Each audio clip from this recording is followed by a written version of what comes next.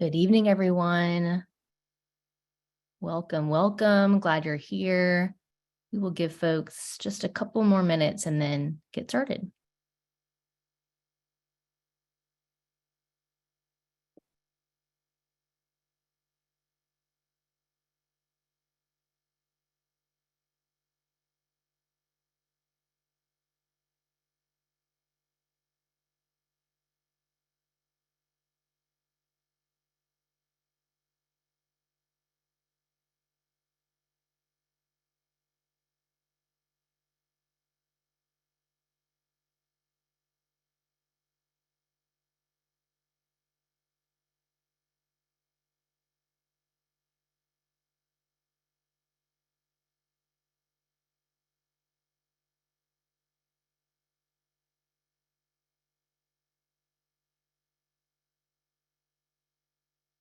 All right. Well, I know we may have some folks still joining us as we get started here, which is completely fine.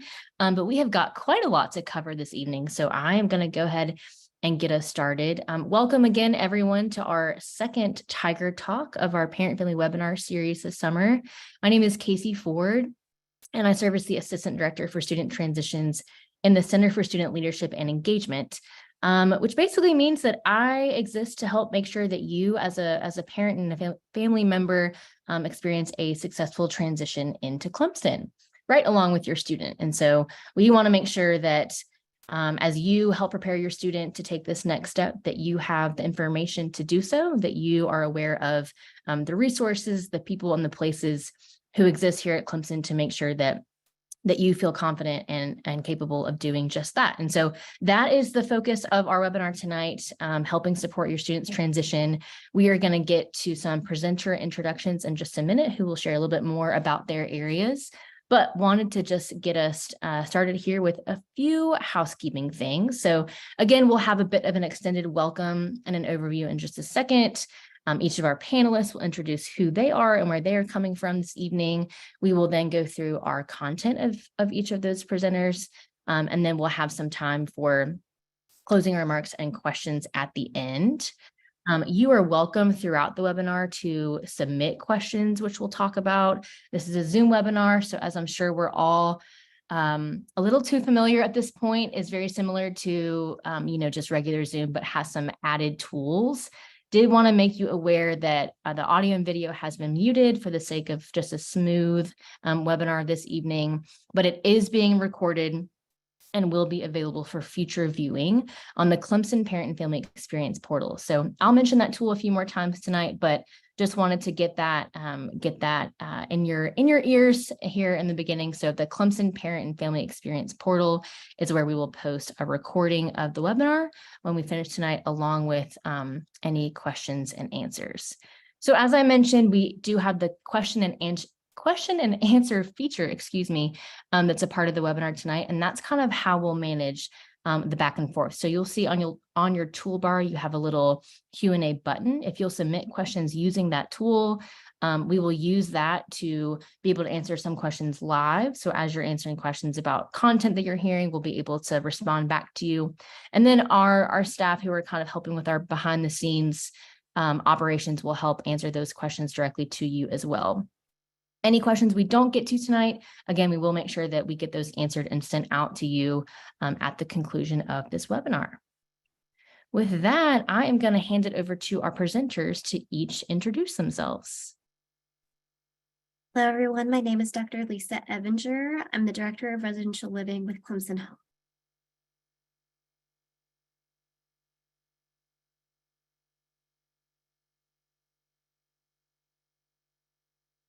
I think you're muted, Kat.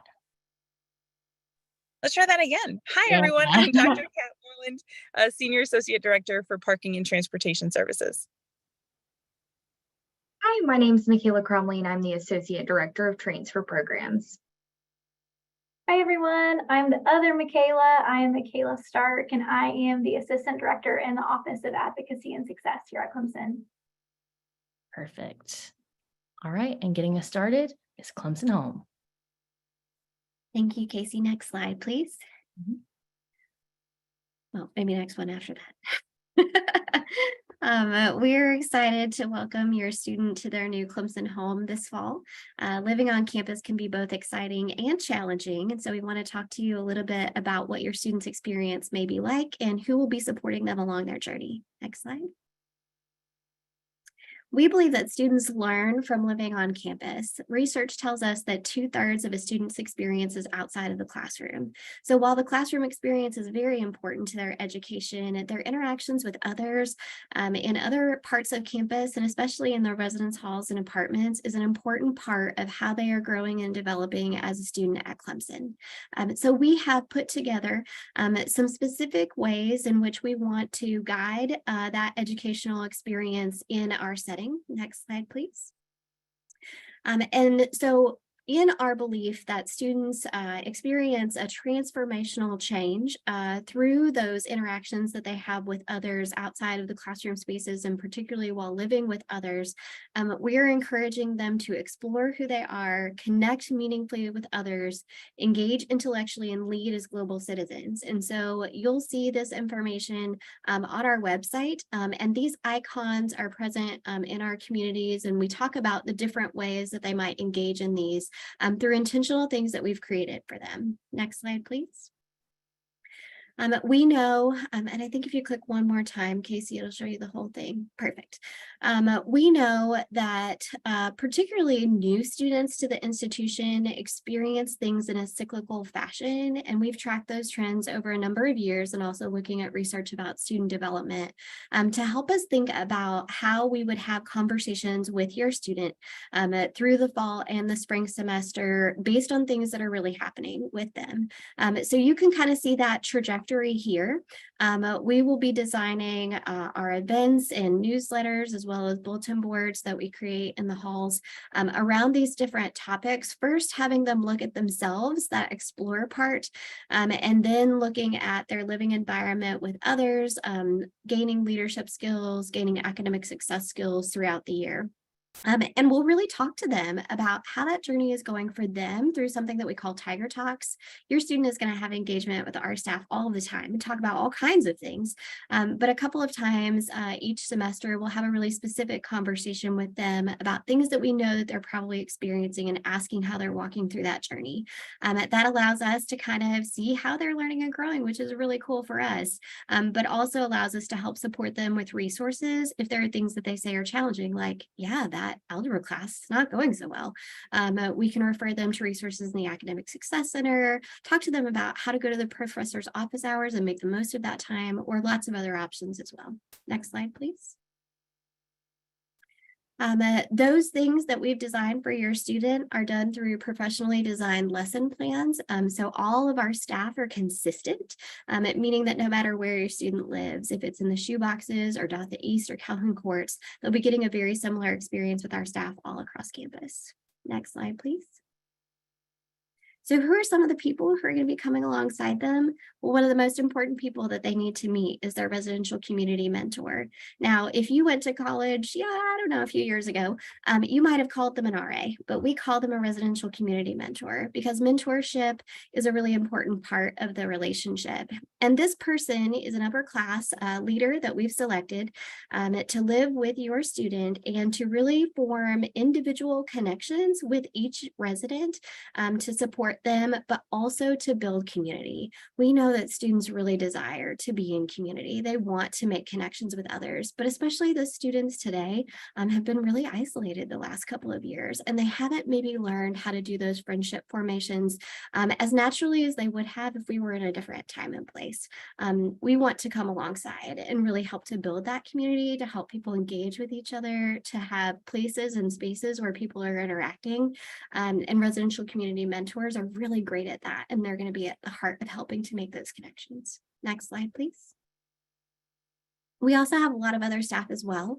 We have full-time master's level community directors living in our communities, helping to supervise the residential community mentors and ensure that all of our communities, that things are going well and that we can provide the support, but also ensure that the buildings are in good condition for your student. So they're working with all of the different facets of your student living on campus. And they also supervise graduate community directors who are part of a master's preparation program here at Clemson.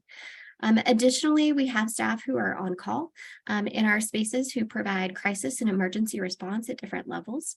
I also work with 2 students from the clinical mental health program at Clemson who partner with the Office of Advocacy and Success that you're going to hear from later, who provide care and support for Clemson students, but also provide high level of conflict mediation services.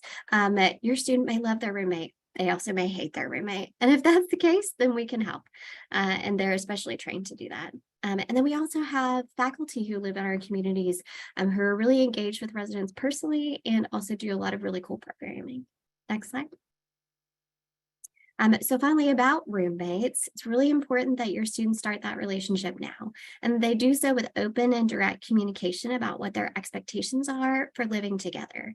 When there are clear expectations and boundaries, students do better in an environment where they're sharing space with someone else, a small space with someone else. And so please encourage them to begin those conversations now. When they get here, they'll have the opportunity to complete a roommate agreement with their roommate, 1, 2, or 3 roommates that they have, and that will really allow them to establish those in writing. And of course, the residential community mentors can help coach that, and our case management GAs can help with mediation if necessary. Your dining options at Clemson include meal swipes in any of our all-you-can-eat dining facilities, and also POP points that can be used at any of our on-campus retail locations. We have a plethora of different places where students can eat on campus. Next slide, please.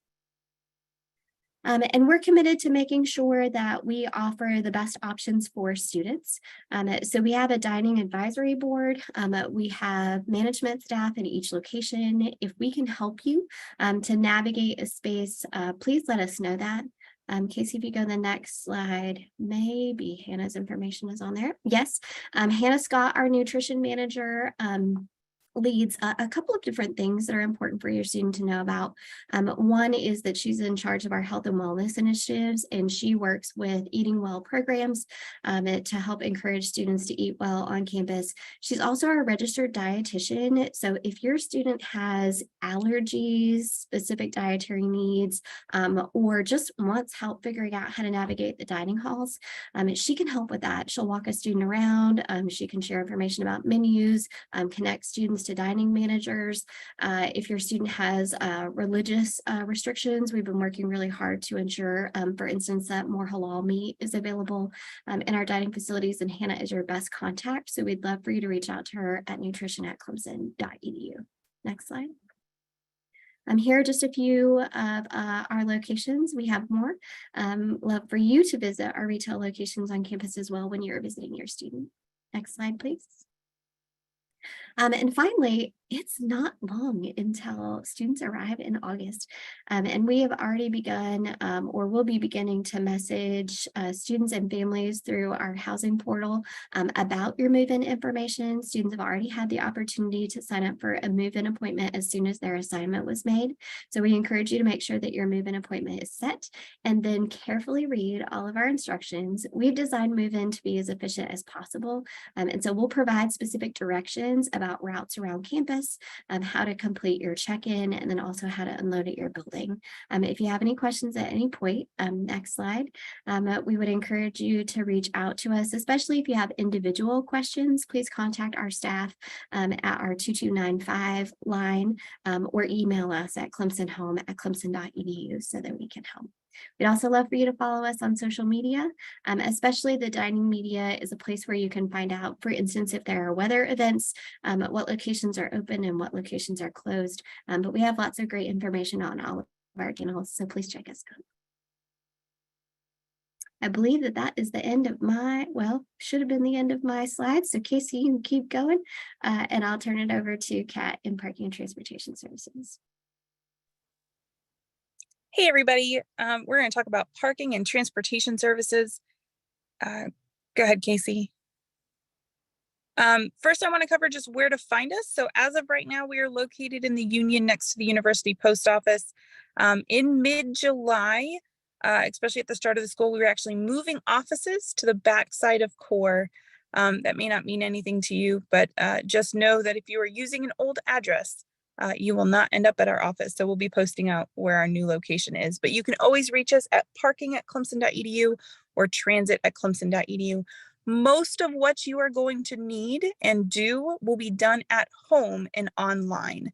So whether that's buying a permit or changing your vehicle or paying a citation, I pray you don't get one, or any of that, all of that is actually done online. The only thing you really need to do in our office is either exchange a permit or return one, or in the event you need a mobility scooter, we offer that too.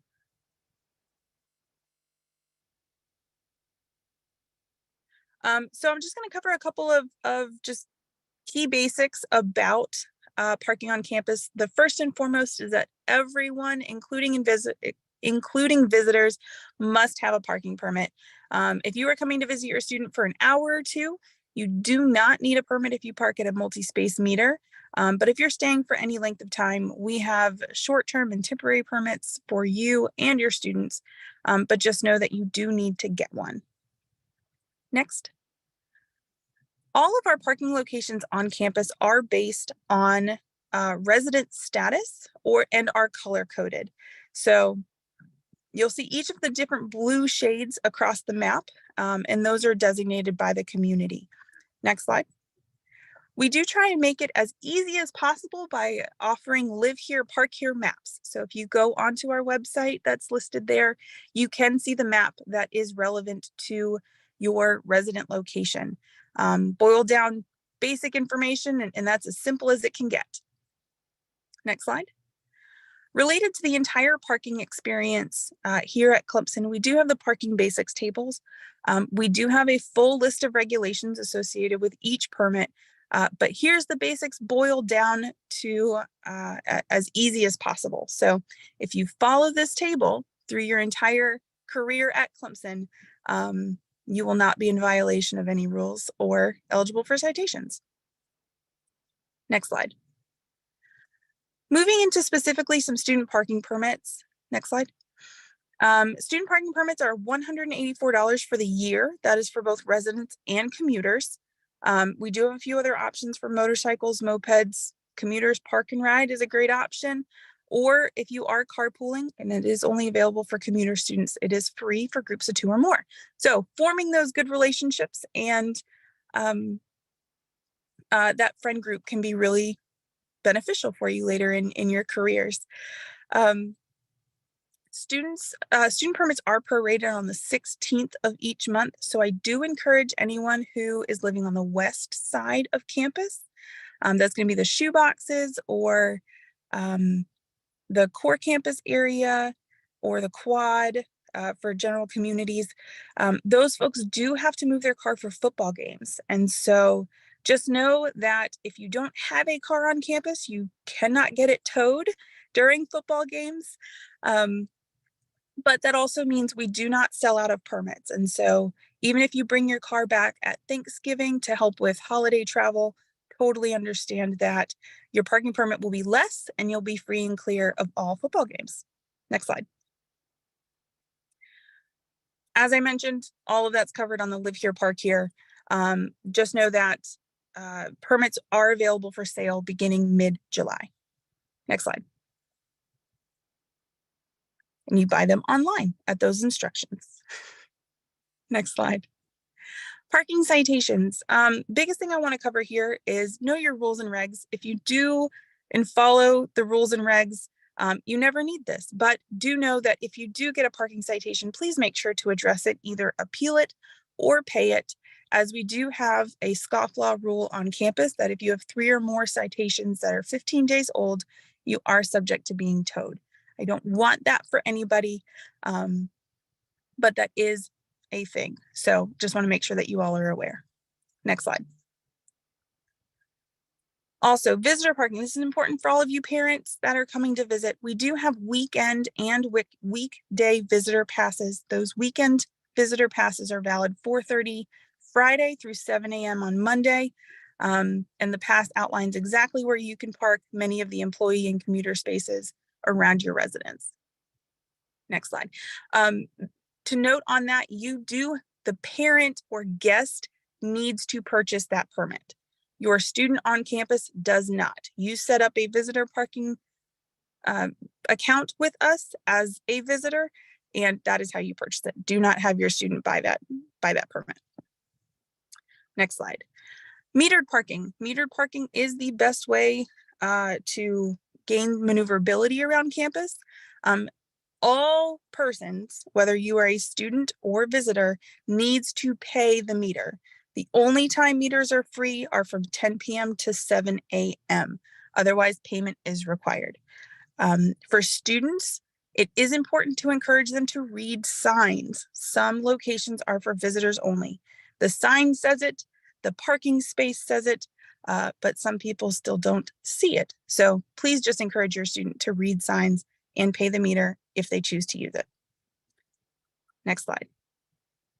For anybody with accessible permits, they do have to be registered with our office, and that just ensures that we don't have abuse. If any student does need a temporary ADA permit, they can contact Student Accessibility Services either for a temporary parking permit, or we do offer a Tiger Assist program to help them navigate between classes if they sprain an ankle or something of that sort.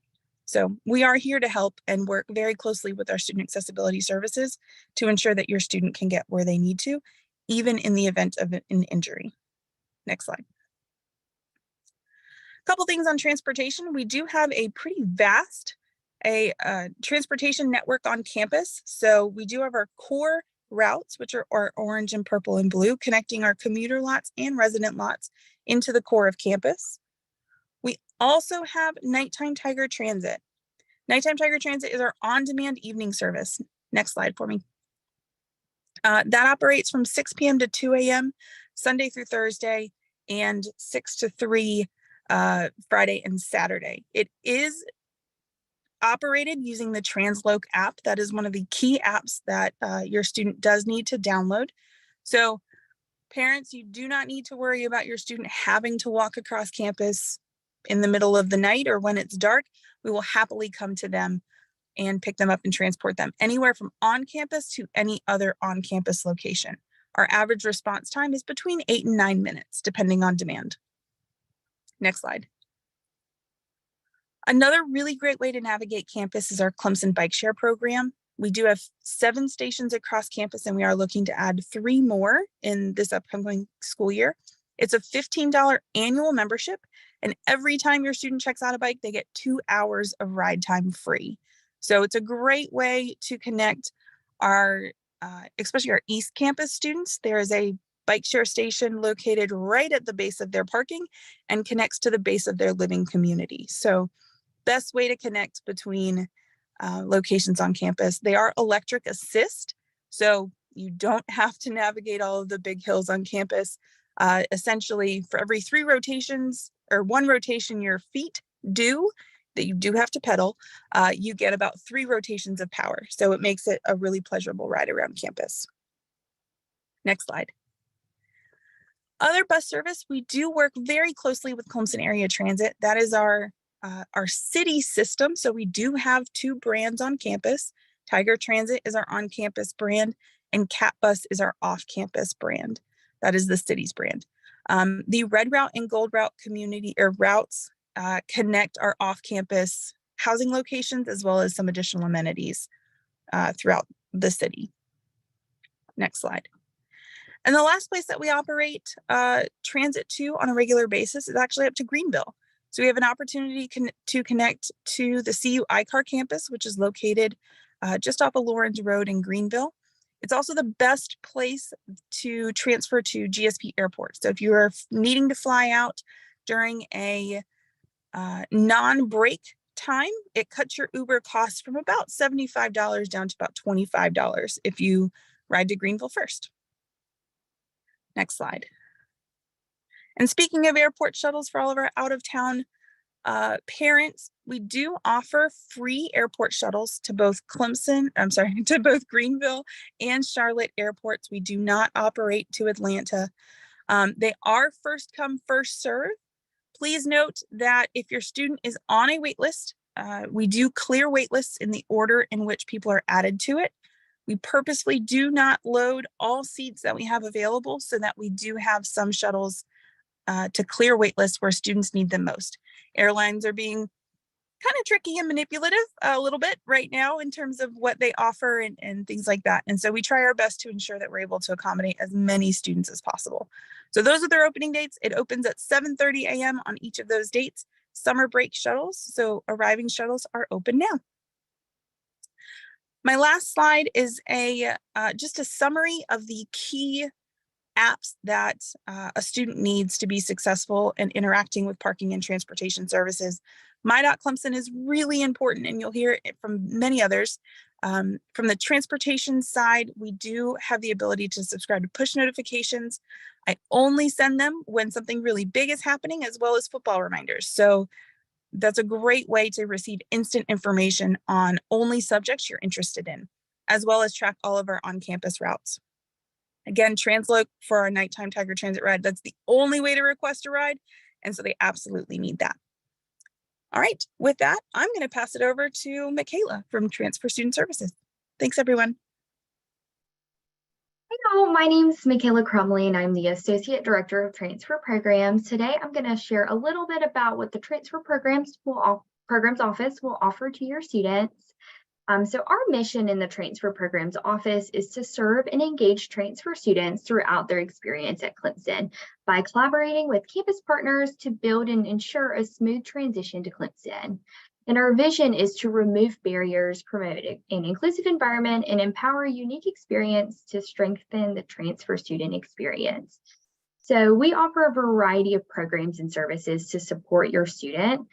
Some of those include social events, new student programs, academic workshops, and success coaching. And throughout this presentation, we'll go through some of those so y'all can learn about some of the resources we have to support the students. Next slide. You can go back, sorry. So we offer a variety of workshops and programming, and these workshops and programs are very intentional. We connect with your students, see what your students need, and we do our best to plan workshops and programs around those. So one of the workshops that we will offer for your students are registration workshops, how to navigate Clemson systems, how do you register for classes at Clemson? So that's one of the workshops. We also offer a variety of skill building workshops, such as study skills workshops, where we'll partner with other campus offices to help your student learn about on-campus resources and really learn how to utilize those resources at Clemson to be as academically successful as possible. But we also do a lot of fun events. One thing in the Transfer Programs Office that we believe is that if your student is having fun on campus and making friends and getting connected, your student will want to be more academically successful, want to go to class and really want to enjoy their experience. So we offer a ton of fun social events, such as ice cream socials. We have a really cool ice cream shop on campus. So our students really love to go meet other transfer students on campus and just grab a free scoop of ice cream. Paint and pours. Students love paint and pours, or well, paint and mocktails. Is a better way to call it. We'll offer that. We offer climbing nights at the campus rock wall. Just a lot of fun ways for students to meet other transfer students, meet other Clemson students, and really get involved on campus. Transfer students have a whole week. It's a National Transfer Student Week, and that's always the third week in October. That week is full and packed of fun events, whether they're academic events or social events or workshops. Clemson devotes a whole week to really supporting and showing love and support to transfer students in October. Next slide. So one of our biggest resources that we offer transfer students in the Transfer Programs Office is Transfer to Tiger. Transfer to Tiger is a peer mentoring program where we will connect a new transfer student with an upper class transfer student. So a transfer student that's been at Clemson for at least one semester.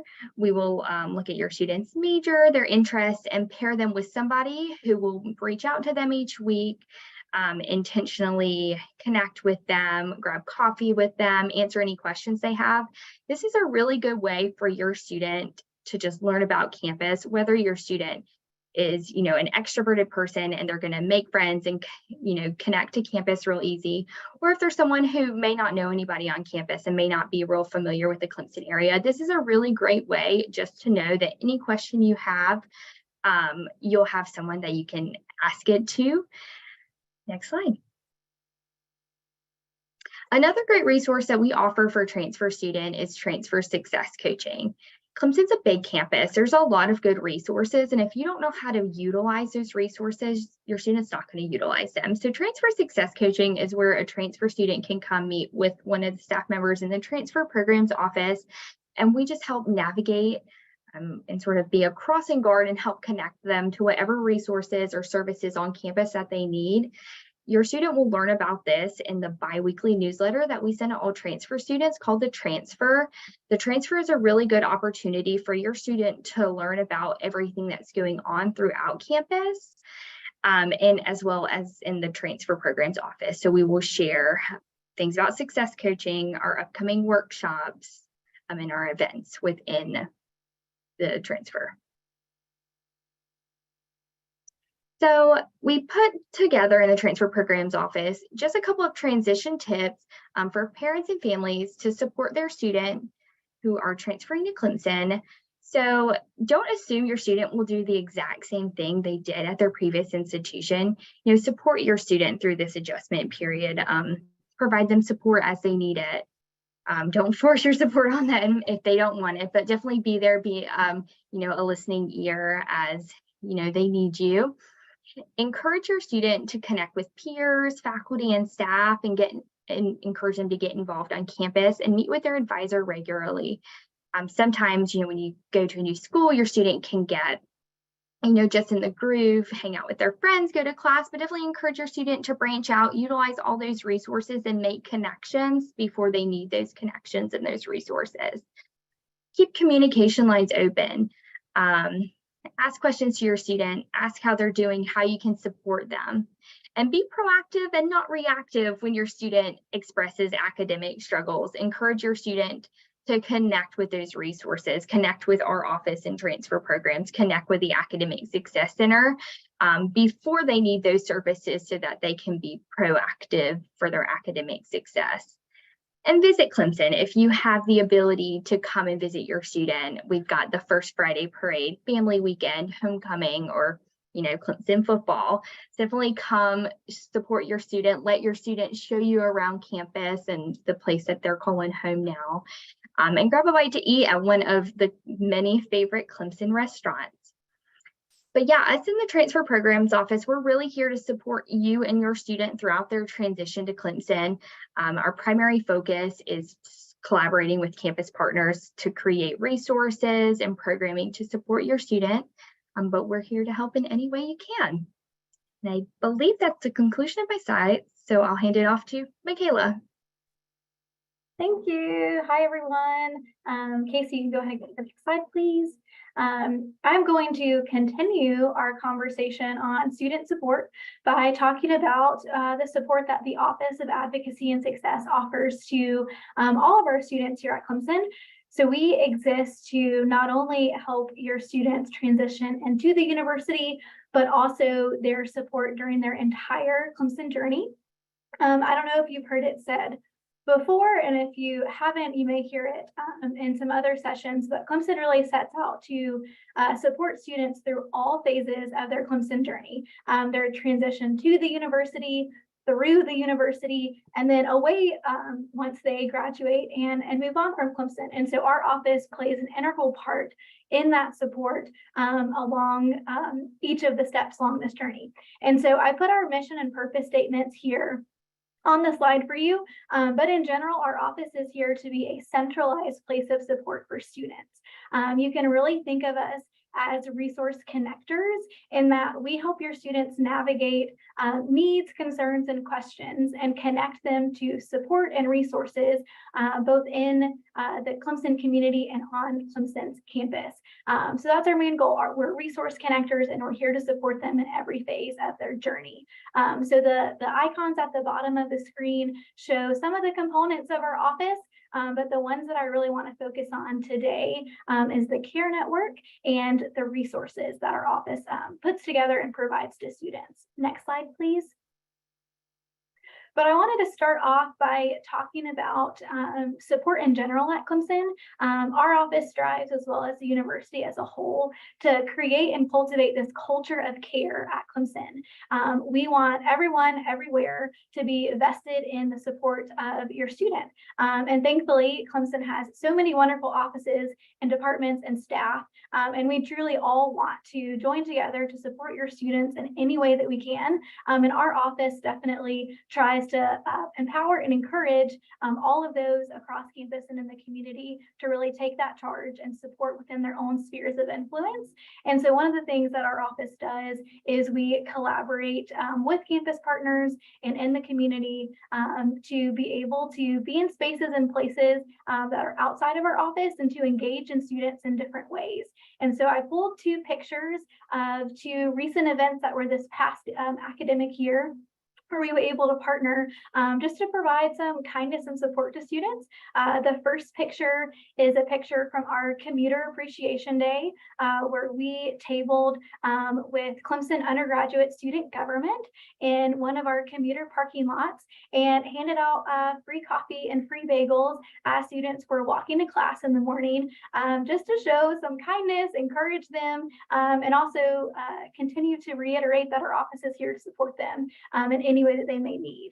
The second picture is of one of our events this past spring, which was Random Acts of Kindness Week. The picture that you see is actually close to Valentine's Day. That's when that week falls. And so we had arts and craft supplies for students to create Valentine's Day cards for their roommates or their friends, and just again do little things to show that we care about them and to reiterate that our office is there to support them. Next slide, please. So those are some of the things that we do in terms of outreach and education. But one of the main cruxes of our office is the Care Network, which is a program that serves as a referral system and allows student needs and concerns to be referred into our office via a form on our website called the Care Report. And that form can be filled out by anyone. It could be a family member, a parent, a community member, a faculty or staff member, a friend, or even a student themselves can submit this care report. And the reason that someone submits this care report is if they are either made aware of a concern or a need or a question that a student has, or the student themselves has a need or a concern, and they're not really sure where to go to get support or to get that question answered, they can submit that form. And then our office is able to review the care report that comes in and is able to connect the student to resources. We reach out to them to check in to see how their semester is going and get a sense for what their needs are and appropriately refer them either to resources in the community or on campus. I did want to point out that the Care Network is considered non-emergency, and I'll get into a little bit of why this is in a later slide, but just wanted to go ahead and put that out on the front end. If there's an immediate concern or a safety concern, we of course are going to want to get students connected to our safety teams, which more than likely is going to be our Clemson University Police Department. And the Care Report and the Care Network and as a whole can be used for any non-emergency concerns. Next slide, please. Some of the common reasons that a student may be referred to our office or may choose to self-refer themselves to our office are listed here. Of course, we are not the only entry point for these concerns. There are many offices. I know Michaela Crumley talked about the support in her department. And so there are many ways that students can get connected to support, but we are one of those entry points. And as you can see here, we serve students with really anything and everything. So anything from academic concerns to wanting to get plugged on campus, to career or graduation concerns, personal health and wellness, and really anything and everything in between. Next slide, please.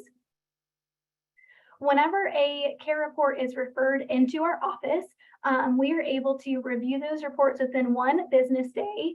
And in reviewing those, we look at the type of concern that is identified in the report and are able to determine what the most appropriate follow-up is going to be based on the concern that's identified. Once we're able to review those, we get them assigned to a staff member on our Care Network team. That staff member is then going to start following up directly with the student of concern. So we make a good faith effort to engage in students in many, many different ways, from texting them to calling them to emailing them, and sometimes consulting with our other university teams to engage students in even more ways. And the goal of that is really to do a check-in to see how they're doing, and start that conversation on support and resources that may be needed based on the concern that's identified. And sometimes we will reach back out to whoever submitted that care report if we have additional questions about some of the information that's in the report. And certainly if someone submits a care report and then has additional information or an update, they can call our office directly to give us that information, because it could be, important as we're doing that follow-up. Any added information could help us in that follow-up with the student. Next slide. The goal of all of our care outreach is to ultimately have a meeting with the student. We call this a care meeting. Now, these meetings are voluntary, so students are not required to meet with our office if they do not choose to, but that's certainly what our goal is. And in these meetings with the students, we are able to explain what our office does, what the purpose of the Care Network is, and reiterate that we're here as a trusted place of support for them. And then we use that care report form as a starting place for support. So oftentimes we may say something like, hey, we received this information that you may have missed some classes recently, or we received this information that you may have recently hurt your ankle and may have some mobility needs. Like, let's talk about that. Let's see if there's any other needs that you have, or any other resources that may be beneficial as you're navigating whatever that concern is. And I will say we take good care to continue to remember that each student is unique, and so their needs and their concerns are going to be unique. We've seen oftentimes that we could have two students with the same exact need on paper, but those students may need two totally different things when it comes to navigating whatever their concern is. And so in these meetings, we're able to open up a dialogue and have a conversation and let the student share by choice what they think could be beneficial with them navigating this need, and we're able to come alongside them and walk them through the support, kind of letting them take charge, since it is a concern that they are navigating. At the conclusion of these meetings and during these meetings, our goal is to create what's called a care plan, which is basically just some next steps for the student. So if a student comes to us and they maybe hurt their ankle and need some mobility assistance, we may get them connected to student accessibility services. We may connect them back to parking and transportation services to aid in some of the things that Kat spoke about earlier. And so in this plan, we'll give them some next steps. We will also walk them through exactly how to connect to those offices. So how do I connect to the Student Accessibility Services office? How do I create an appointment for our medical center? How do I connect to Michaela Crumley and transfer services? So we walk them through what all of those steps are going to look like. And at the conclusion of each of our meetings, we'll email the student a summary of all of the resources that we talked about, any links that we talked about, websites, contact information, anything like that. And for the students that choose not to meet with our office, to not engage with us, we also send them resources, because we understand that a student may not be in the time and space to meet with us when we initially reach out to them, but a few weeks down the line, they might then decide that they actually do want to meet with someone. So we ensure that they have all of our contact information, an open invitation to meet in the future, and we'll go ahead and give them some general resources on the front end. That way, if they do have some needs and are wanting to connect to support, but maybe don't want to meet with our office, we want to make sure they have all of that information on the front end. I also wanted to mention that our office does fall under FERPA privacy requirements. And so what that means is that we are oftentimes not able to share any updates about the interactions that we're having with students unless we have explicit permission to do so.